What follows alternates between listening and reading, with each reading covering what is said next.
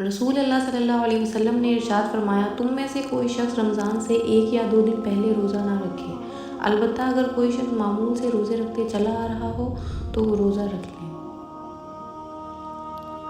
جس نے 1 دن کا روزہ اللہ کی رضا حاصل کرنے کے لیے رکھا، اللہ اسے جہنم سے اتنا دور کر دے گا جتنا کہ ایک کوا جو اپنے بچپن سے اڑنا شروع کرے یہاں تک کہ بوڑھا ہو کر مر جائے۔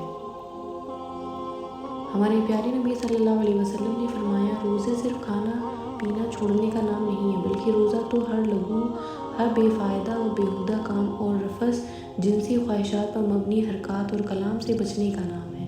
لہٰذا اگر کوئی تمہیں دوران روزہ گالی دے یا جہالت کی باتیں کرے تو اسے کہہ دو کہ میں روزے دار ہوں، میں روزے دار ہوں۔ ہمارے نبی نے فرمایا، جس نے روزہ رکھ کر بھی بدزبانی اور جھوٹ نہ چھوڑا تو اللہ تعالیٰ کو اس کا کھانا پینا چھوڑ دینے کی کوئی ضرورت نہیں۔ سحری کھاؤ کیونکہ سحری کھانے میں برکت ہے، یقیناً اللہ اور اس کے فرشتے سحری کھانے والوں پر درود بھیجتے ہیں۔ مانگ لو گڑ گڑا کر خدا سے، ابھی مغفرت سستی ہے، کہتے ہیں کہ رمضان میں رب کی رحمت برستی ہے۔ ہمارے پیارے نبی صلی اللہ علیہ وسلم نے فرمایا، جنت کا ایک دروازہ صرف روزے داروں کے لیے مخصوص ہوگا، اس سے روزے داروں کے سوا کوئی اور نہیں گزرے گا۔ ہمارے پیارے نبی صلی اللہ علیہ وسلم نے فرمایا، اگر بندوں کو معلوم ہوتا کہ رمضان کیا ہے تو میری امت تمنا کرتی کہ کاش پورا سال رمضان ہو۔ حضرت ابو ہریرہ رضی اللہ تعالیٰ عنہ نے حضور اکرم صلی اللہ علیہ وسلم سے نقل کیا کہ میری امت کو رمضان کے بارے میں 5 چیزیں خصوصی طور پر دی گئی ہیں جو پہلی امتوں کو نہیں دی گئی۔ جنت میں ایک دروازہ ہے جسے ریان کہا جاتا ہے، اس دروازے سے قیامت کے دن روزہ رکھنے والے ہی داخل ہوں گے، ان کے علاوہ کوئی اور داخل نہیں ہوگا۔ کہا جائے گا کہ روزہ رکھنے والے کہاں ہیں؟ پھر وہ اس دروازے سے داخل ہوں گے، اور جب روزہ رکھنے والوں میں آخری داخل ہو جائے گا تو وہ دروازہ بند ہو جائے گا، پھر کوئی اس دروازے سے داخل نہیں ہوگا۔ رمضان کے ایک روزے کی اہمیت۔ حضرت ابو ہریرہ رضی اللہ تعالیٰ عنہ سے روایت ہے کہ نبی کریم صلی اللہ علیہ وسلم نے فرمایا، جو شخص رمضان کا ایک روزہ بلا عذر شرعی، سفر اور مرض کے بغیر چھوڑ دے، اس کی تلافی کے لیے روزے رکھے تب بھی ایک روزے کی کمی پوری نہیں ہوگی۔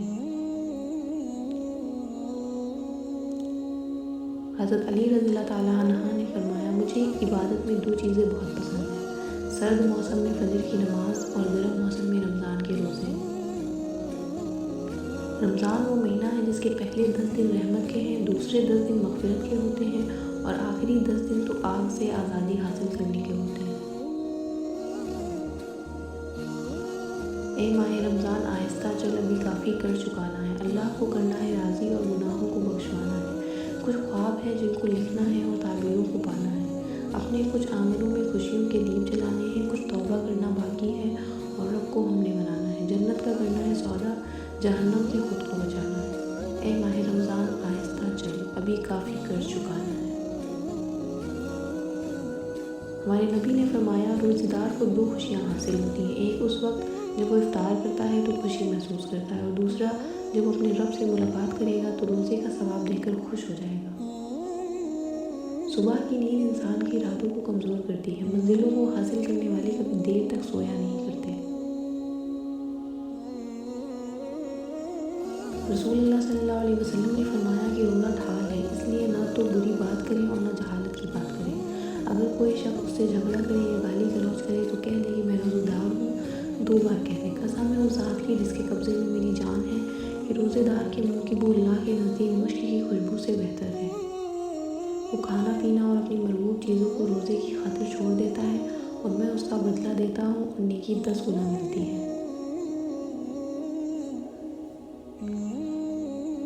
ہمارے نبی نے فرمایا کہ اللہ عز و جل فرماتا ہے کہ روزہ خالص میرے لیے ہوتا ہے اور میں ہی اس کا بدلہ لیتا ہوں۔ بندہ اپنی شہوت کھانا پینا میری رضا کے لیے چھوڑتا ہے، اور روزہ گناہوں سے بچنے کی ڈھال ہے۔ اور روزے دار کے لیے 2 خوشیاں ہیں، ایک خوشی اس وقت جب وہ افطار کرتا ہے اور یہ خوشی اس وقت جو اپنے رب سے ملتا ہے۔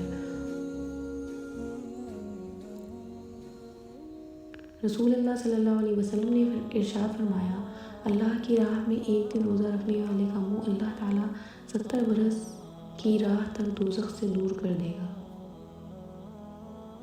ہمارے نبی کا ارشاد ہے کہ 3 آدمیوں کی دعا رد نہیں ہوتی، ایک روزے دار کی افطار کے وقت، دوسرا عادل بادشاہ کی دعا، تیسرا مظلوم کی دعا۔ رمضان ایک ایسا مہینہ ہے جس میں آہستہ آہستہ یہ احساس ہونے لگتا ہے کہ وہ شیطان نہیں تھا، وہ ہم خود تھے۔ ہمارے نبی نے فرمایا ہر چیز کی زکوٰۃ ہوتی ہے اور جسم کی زکوٰۃ تو روزہ ہے۔ ہم پوری زندگی اس انتظار میں نکال دیتے ہیں کہ ایک دن ہم اپنی من پسند زندگی جئیں گے، لیکن یہ بھول جاتے ہیں کہ زندگی وہی ہے جو آج ہے، کل تو بس خواب ہے جس کی کوئی تعبیر نہیں۔ ہمارے نبی نے فرمایا جس نے رمضان کے روزے کو فرض سمجھ کر ثواب کی امید سے رکھا وہ بخشا گیا۔ اللہ کی قدرت تمہاری ناممکن دعاؤں سے بہت بڑی ہے، قبولیت کی ہر دعا تمہارے مانگنے کی شدت سے جڑی ہے۔